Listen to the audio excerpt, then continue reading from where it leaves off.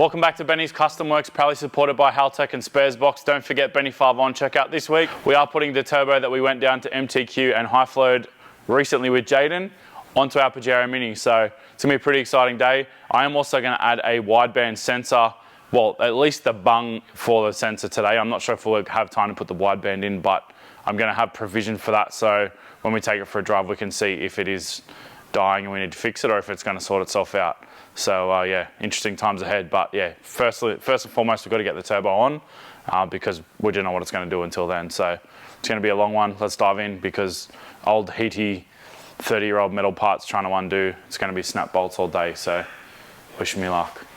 Keen for the snap bolt tips? Oh yeah, thanks. Might involve going to Big W and buying some crayons. What? I don't get it. You'll see. Oh no. I've seen it on the internets. Okay. I've never done it, but I want to do it. I want to test it, so today might be the day. All right.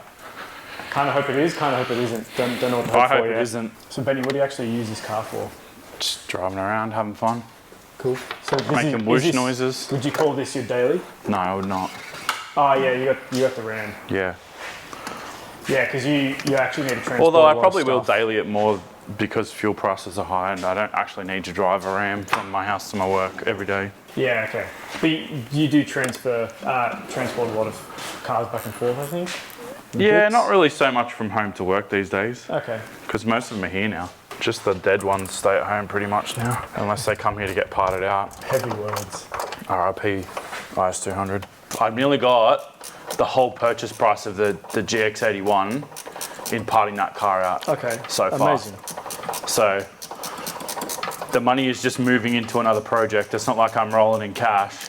Yeah. But at least it covers the next build, which is always the goal. Take off the snork.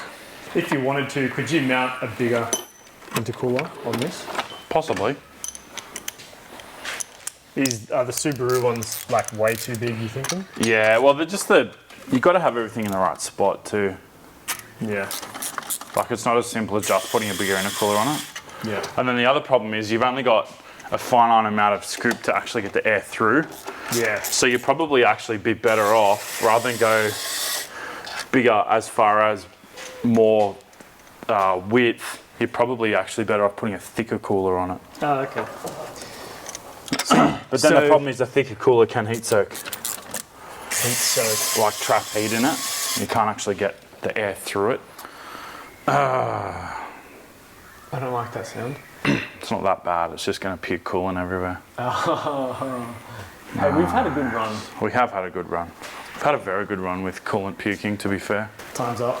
We're about due for one. Just going to take these breather lines off just to get some space. Now I did already kind of have a look at this and I think, I don't want to speak too soon, but I don't think it's going to be too hard of a job.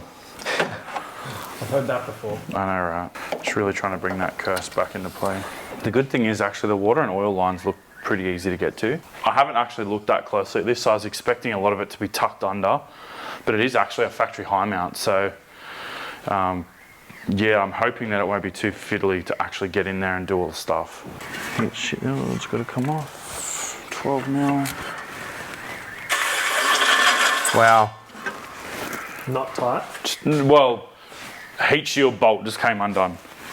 Like a heat shield bolt. John, you don't understand what that means. I mean, You're not really like appreciating what's going on right now. No, I'm definitely not as shocked as you are, that's for sure. Yeah, they're meant to be like crusty and on there, right? Almost forever. Well, after this amount of years, I would have expected a lot more sadness. Seems like you haven't driven it deep enough into water then. Yeah, but the water's not what actually makes it rust. It's just the constant heat cycling and... Were you ever going to put a snorkel on this? I mean, we talked about it, but I just don't know how I feel about drilling through the inner skin and through the guard. That's right. Because I don't want to be just whipping a hole saw through the main structural part of the car. Yeah.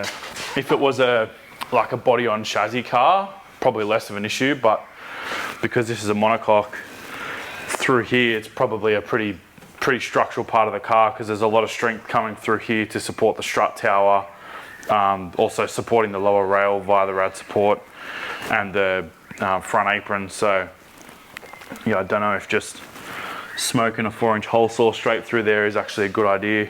I'm not that keen to ruin this car. Fair enough. I like this car. Hey. That's how it's meant to be, right? That's, no. No, the snap even noise worse should than that. normally be the bolt snapping off. That's what I was fully anticipating. I'm very shocked and surprised that those heat shields are all just undoing. Now the fun part starts. If those 3 dump pipe bolts undo, it's like Christmas, bro. Come on now. Yep. Oh, no. Oh well. You can't expect too much out of 30-year-old plastic clips, to be fair. Oh, stop it. Wow. Stop it. Everyone from North America is literally just yelling at the screen right now. That dump pipe design is horrendous, just saying. There's probably power there to be had having a nicer dump pipe design, just the collector. But I mean, a lot of OE turbos too, though, the dump pipe design really isn't primarily set up for power. The worst part is now we're so close that one bolt will stop us and ruin the day. Yeah, it's always the last one, or the most difficult one to get to. Yeah. Good sounds. That's 3 from 3. So what are we going to do after lunch?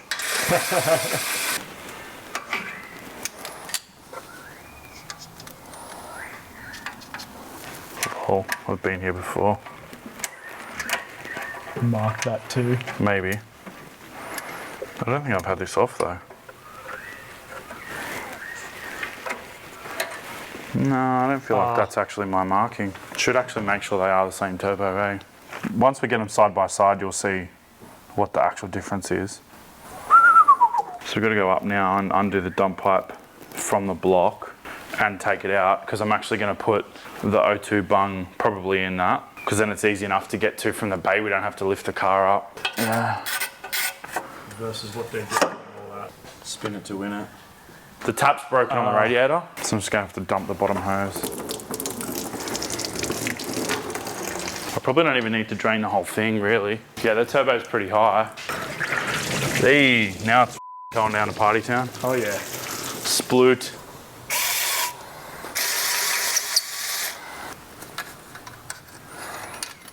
I wonder if this turbo's been apart before. Oh, yucky. It's all one piece. Oh, that's good though. 2R bolts and 2R studs. Cool, cool, cool, cool, cool. I'm gonna get the oil line off next. What are you undoing right now? The oil feed retaining nut, I guess you'd say. It's like basically like an adapter to put the oil feed line in where the oil pressure switch goes. It's actually exactly the same way that Ford do it with the Falcon. Oh no, I lie, this is a little bit different. This is actually a banjo bolt. It's like a double banjo bolt. That's interesting. I've not seen that before.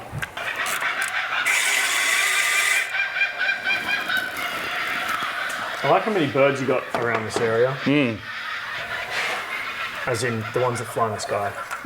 I knew what you meant. Just making sure it all flows. No, you've really got to make sure you clean your oil feed line out when you put a new turbo on, because they won't warrant your turbo if you don't. Yep. Like, so if you buy either a rebuilt or a brand new turbo, Yep. typically they won't. I mean, it's pretty hard to prove if you have or haven't done it, but some of them actually state you've got to put a new oil line on. But for cars like this where it's some rando thing, like, good luck getting one. So basically just gonna take the oil drain off now. Oh yeah. Goddamn city Oh, walk. it's not. It didn't go in It's the not hole. doomed. Nah. Let me get it before it does become doomed.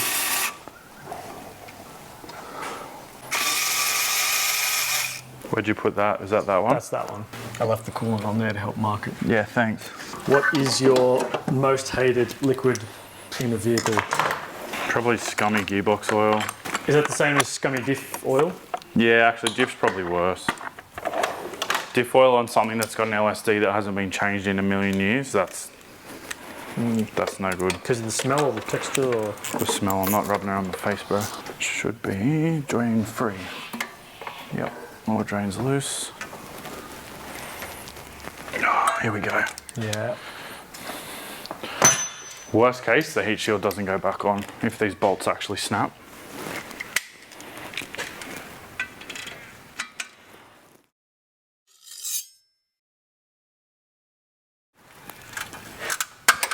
Oh, wow.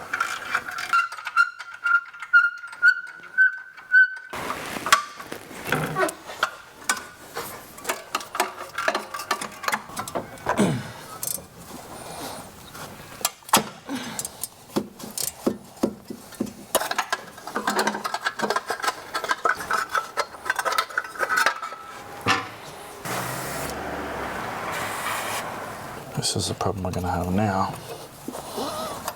It's not physically being able to get enough force onto the bolt. This is the real scary stuff. Go up and have a look.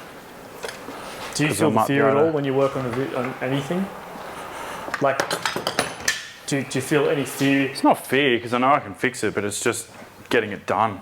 Imagine having that confidence. Like it might turn into a job might turn in from an hour to 7 hours. Yeah, rightio. It's smart. While you're here, may as well put that back on. Yeah, well, it's one less way for it to keep dripping cooling everywhere.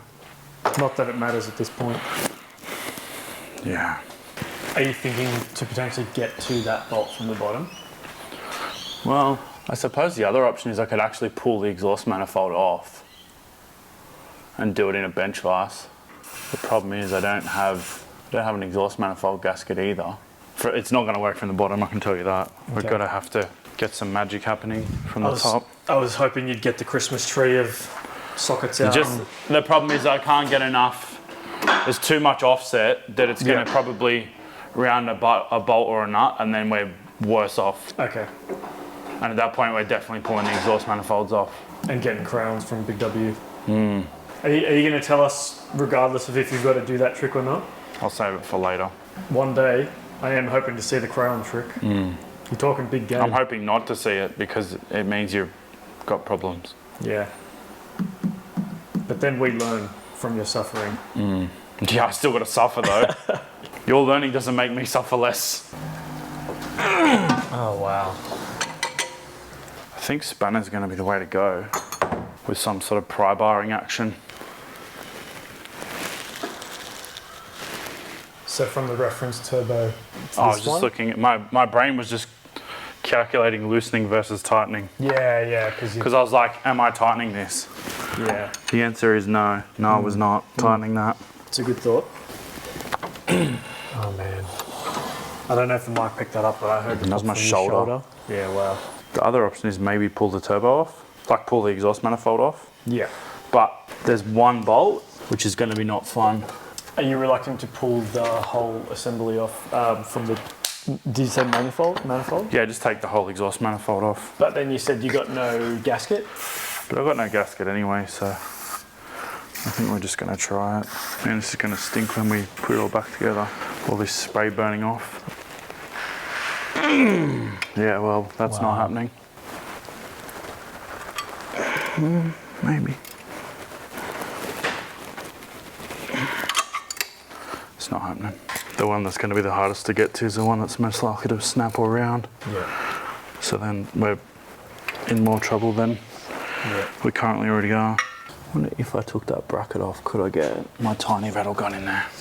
Good on you for persisting with cars in general, by the way. Oh, thanks. Because all I know is when I worked on a car once. Then I had to work on it? Yeah. Is that why we became friends? Oh, yeah. I don't want to just brush past your win there, but how many bolts are left? I haven't undone any of them yet.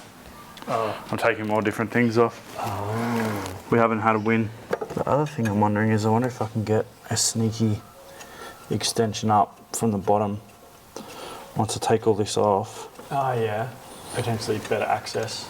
Not going to be much, but I might not need much. Well, that's a definite maybe.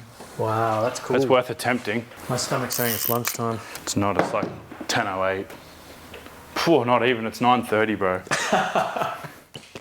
Lunchtime.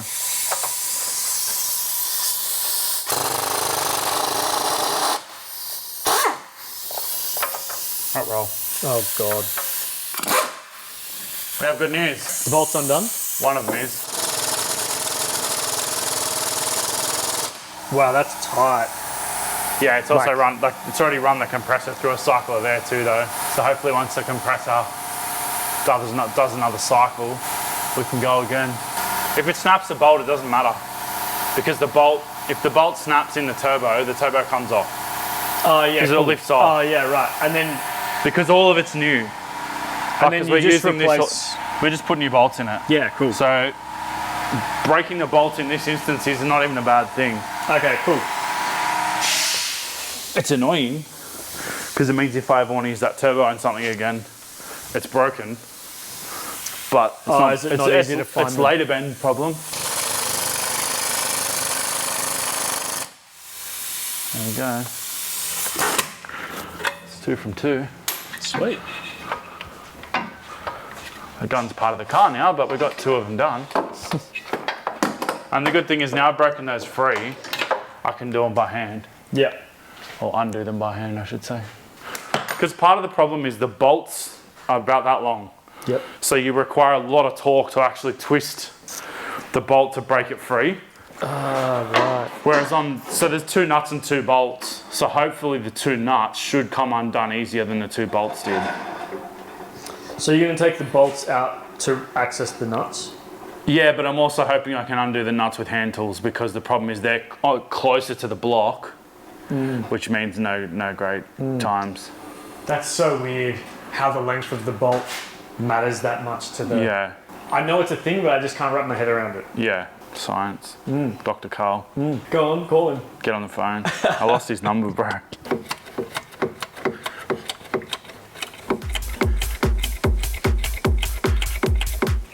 So that one's loose.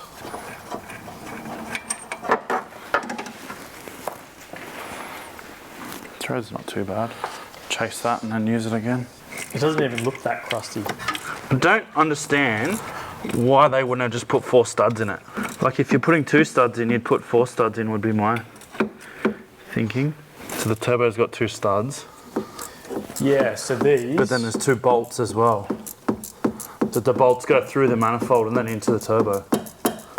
Because that's the problem is the bolts are so long because they've got to go through the entire thickness of the manifold. Just a bolt. So this is threaded.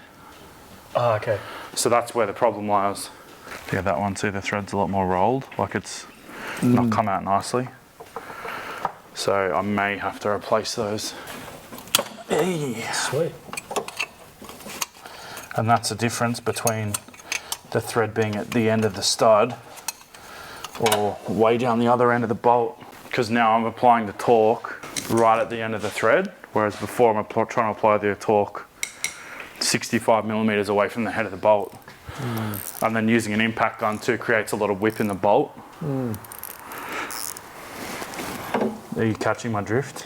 Yeah, I am. I just don't... I just can't... You can hear what I'm saying, but your just brain's not processing. Well, I mean it does, but like whip as in, does the bolt itself twist? Yeah. Oh, it will okay. like twist and loosen, like the bolt's constantly moving on an impact.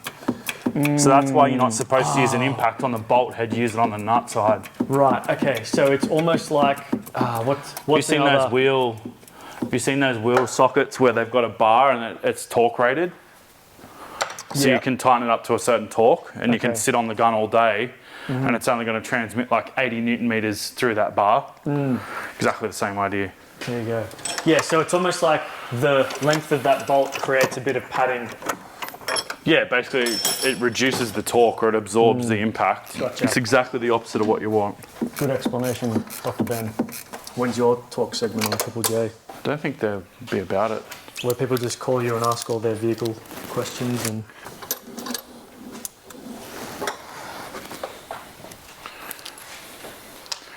And then another washer is on the floor somewhere. Ready for the big reveal? Here goes.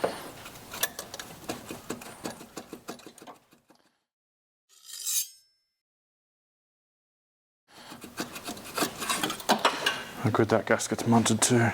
A lot of crusties. So what's going to happen with this setup?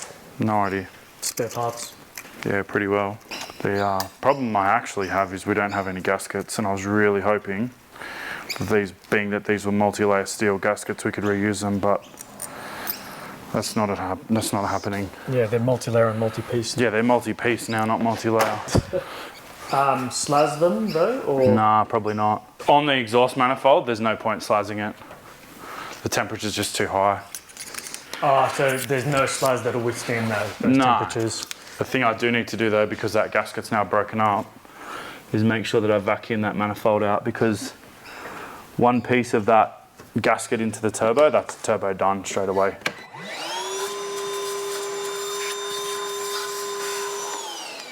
All the chunkies are gone. Just gonna clean the pad of the manifold up. Especially being that we don't have a gasket now.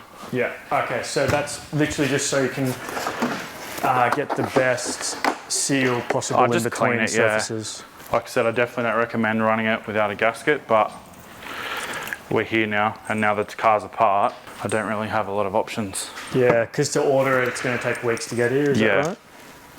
I'll still order them. Yeah. But yeah, we can do them later. It's not going to be that big of a job now, because I'll make sure that I anti-seize all the bolts and... Yeah, that's the other thing that commonly happens, isn't it? Where you actually find yourself doing the job twice because we've filmed it and we have to get it done. Which, ironically, Jaden did exactly the same thing with the turbo. Yeah, what did you have to do with the turbo? There was a few other things he wasn't happy with when we put it together originally. So that's part of the reason why we didn't actually get the turbo on the day. There was a few things he wasn't happy with. Yeah. So he wanted to make sure it was 100% before he gave it back to us.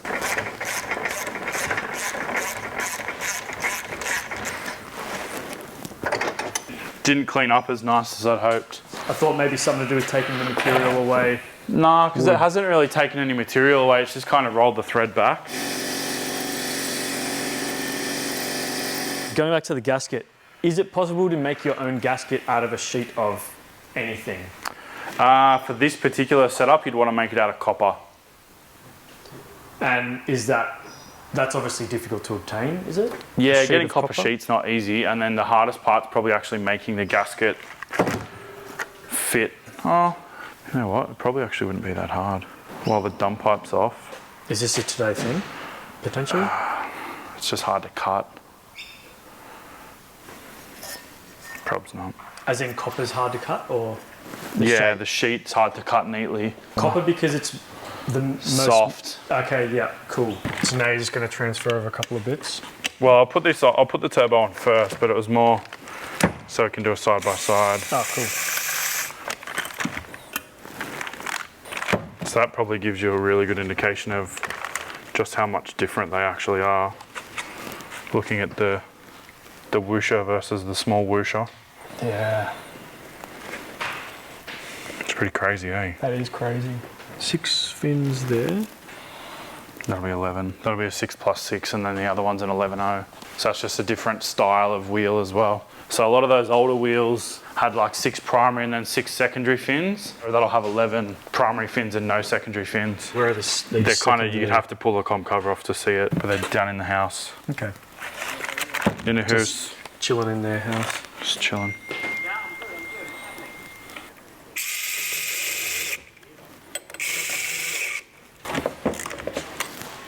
Get this sucker on. The install is the reverse of the removal process, but hopefully much smoother. Well, I mean, yeah, we at least know what we're in for now.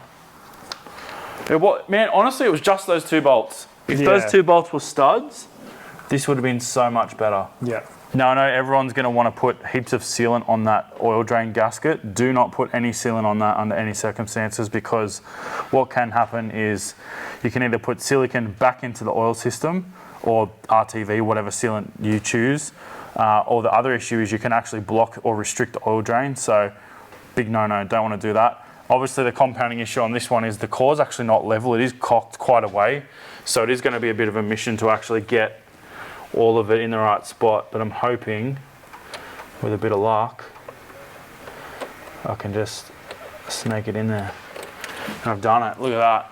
Yeah, just won the Olympics.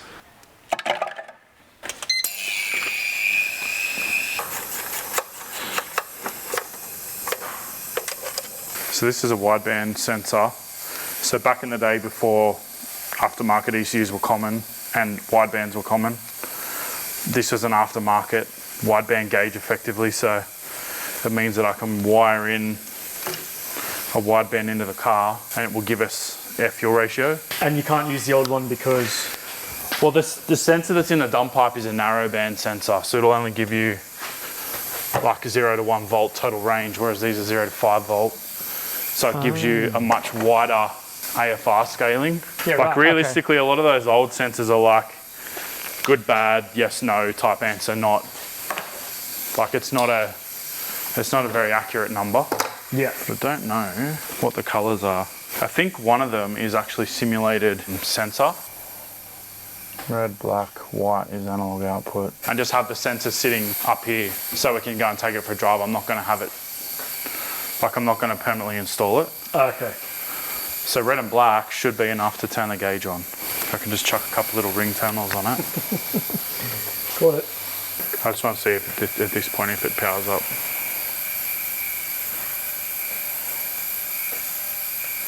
Sick. Mad, so we can do this now. What are you trying to read from this? That's air fuel ratio. So that's like, so everyone says, oh, check your air fuel ratios after you do stuff. Right. This is how you would do it if you don't have a Haltech or another aftermarket ECU. Okay, so red and black to power it on. And then what's on the other side of this? So that'll have to run to the sensor. So the sensor is what we've got to install, which is the oxygen sensor. Right. So I've still got to weld a bung into this pipe. Dang, yeah, let me save you a bend over. Thanks. Don't get many. Sick. That's quite a large diameter hole. Yeah, it is when you're looking at that pipe size. Yeah. Like all the soot in the dump pipe looks rich as. Okay, and rich refers to having a lot of fuel. Yeah. Yeah, not a lot of money.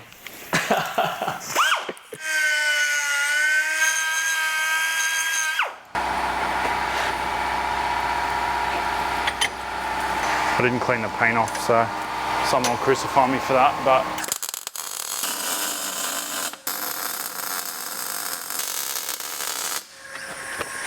Oh, I was just waiting for one of those to go down the back of my neck. Oh, really? Yeah. Why? Well, no, because I was literally like this. Oh, okay. Yeah. No, I was just waiting. I had the whole neck clench thing going. Yeah, it's not a fun time. 2 out of 10. Don't recommend. Always put a bit of anti-seize on your sensors.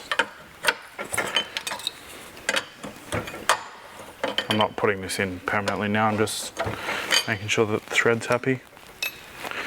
Sometimes these bungs can warp a little bit when you weld them in, especially when you show my bad welding. You're literally on the bad side, bro.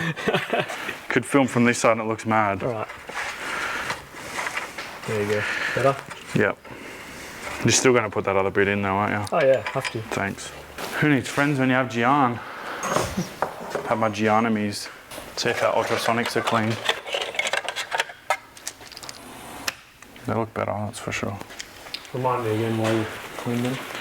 Just want to clean any gunk out of them really, like they have a hard life. They're always the point of restriction, so they're going to catch junk in there. Yeah, they're like a bottleneck point. Pretty much, yeah. So even though I've already ultrasoniced them, I'm still going to wire brush all the threads. Fresh one. All new crush washers. So handy to have a kit like that, hey? Yeah, literally went and bought this kit just then because I was running out, or slash did run out. The one thing I will say about grab kits though, it's annoying when you use the same sizes all the time.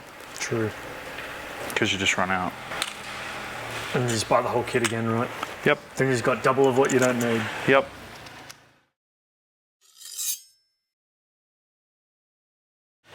Just going to use a bit of anti-seize to hopefully keep that washer in place while I put it in the car, because it is pretty buried down there in the engine bay.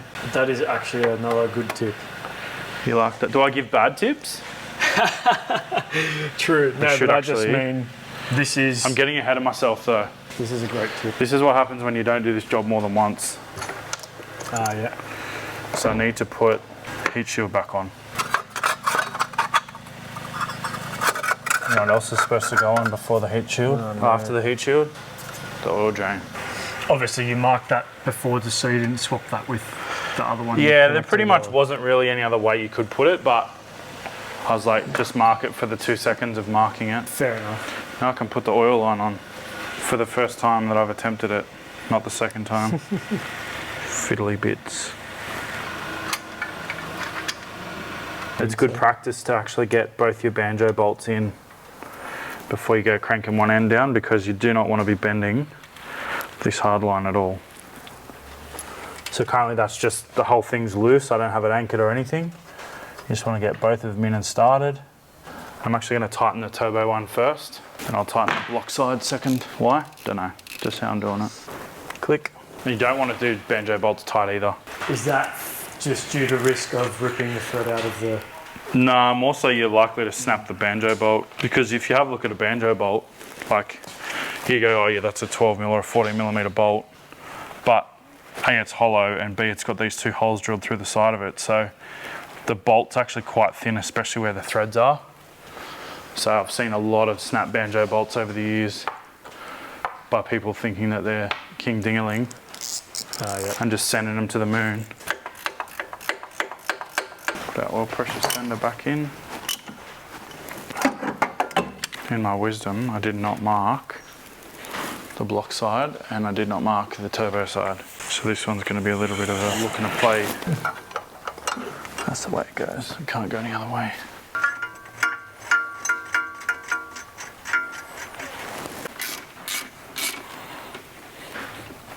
I like the technique too of you don't have your hand at the end of that bar. You've got it. Not going full send. Yeah, you've got it, what, midway, would you say? Yeah, probably not even. Oh yeah, all the time. Just at the front there. Mad. Thanks. It's alright. I know the bendovers are I'm in credit today. Either way works.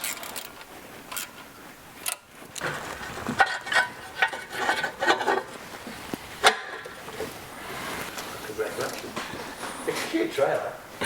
I said one or 2 things there, wasn't it?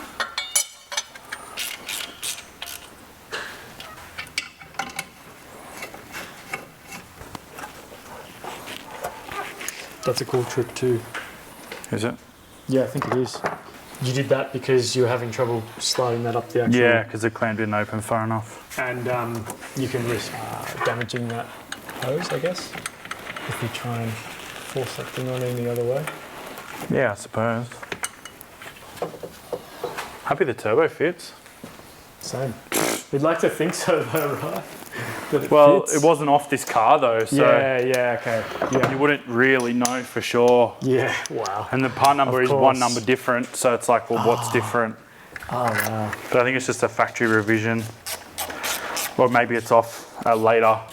Like it could actually have been from a H58A Pajero Mini, like the next generation. Yeah. I am so keen for this test drive. Oh yeah? Yeah. Keenison. Still got to do a service and make sure we actually put some water back in it, otherwise it's going to be a pretty disappointing test drive all around. Yeah, true. I thought I actually had filters in the office from Japan. Oh, when you were over in Japan, you bought some filters? No, I bought them off Partshook actually. Yeah, that's the right one. Yeah, that's nasty. Jeff's here. What's going on? I'm here to give moral support only. Moral support. Where were you when those 2 bolts were coming off? I know, right? Hiding. He would have been ringing me if it was his problem, going, how do I do this? Yeah, that's right. Yeah, that wasn't mumbled.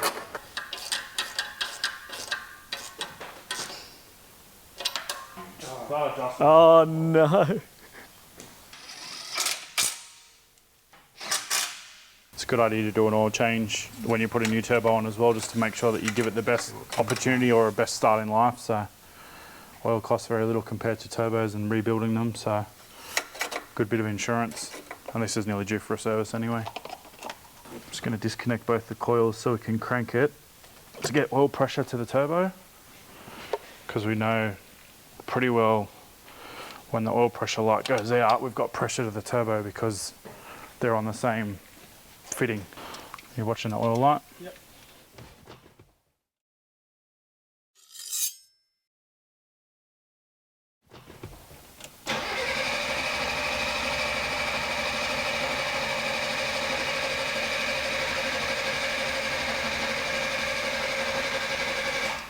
Good oil pressure.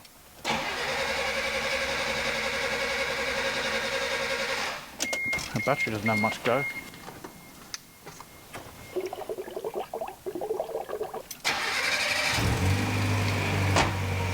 They're the kind of numbers you'd expect so far. Yeah, at idle, that's about right. Yeah, it seems pretty happy. We'll go for a roadie. At full boost, it's like 10.8 to 11, which is fine. It's safe Sweet. as houses, so if anything, you'd almost want to lean it out a little bit. It is worth mentioning that it's not actually the same day that we started doing this video. I did pull it apart and actually install new gaskets. So now we don't have an exhaust leak and it's all happy. So yeah, the AFRs are spot on. Like even now under medium load at 10 pounder boost, we're at kind of 11.8. So under heavy throttle, that's going to go back down to 10.5, something like that. So we'll whip around and go back to the shop and call it done. Feels good. Yeah, I like it. Definitely sounds different. Yeah. It's still got that really nice little whippy sound at the end of the turbo. Yeah. Yeah, I'm glad you didn't lose that noise. Does it sound deeper to you? Like a bit of a deeper tone? Hard to say. I guess it's hard to compare it back to back. Feeling wise, you notice any notable difference? Because obviously you drive this car way more than just me who's... You know what? just Down now. low, it doesn't feel... Because obviously going to that much bigger wheel, I thought it would be much lazier, like heaps laggier. It's probably slightly slower to respond, but it definitely doesn't, like, it's not detrimental to the car. But yeah, the top end's definitely more. Yeah, because this car sort of struggled to get up to what, 60 to 80 sort of thing. Like it takes a long time to get to that speed. But it sounds like it's going, 180 like that. I don't think it crosses the road like that, by the way. Yeah, that was They're back to the traffic. just power walk. so like, weird. I have right of way. I mean, technically they do. So Do they though? She's right. Yeah. I don't think she does. You know? Oh, Run her down. Go back, run her down. I don't think she does because she didn't cross at an intersection. Like, I don't know if you got right of way. I'm pretty sure pedestrians only have right of way in a shopping store, like in car parks. No, I think they have pedestrians have right of way at all times. Like if someone really? wants to walk out in front of you there, they've got right of way as a pedestrian. That's what I thought. I'm sure that the law changes here and there. That's how it was when I did my back in my day. Back more down. Yeah. Anywho.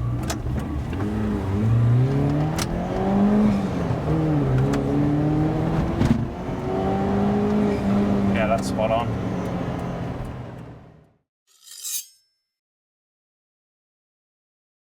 Well, that pretty much wraps up another episode. Massive thanks to the guys at MTQ for sorting out our turbocharger, doing the high flow as well as the rebuild. The thing has totally transformed the vehicle. It does have a lot more top end. The bottom end wasn't really impacted too much. It does have a touch more lag, but that may also come down to heavy tires. Maybe if we put some lighter tires on it, we could alleviate some of that. But at the end of the day, it's not a race car. But yeah, really stoked with how it's come together. We did, as I already mentioned, actually tear it apart and replace the gaskets after we started filming this episode because the gaskets were absolutely smoked. So when we first put it back together earlier in the episode, I had a mad exhaust leak. And it was never going to work properly. So after we all went home, I ordered some new gaskets from Japan and they turned up about a week later and we've got it all back together now. It runs mad. So stoked. Thanks for watching, guys. We'll see you next time.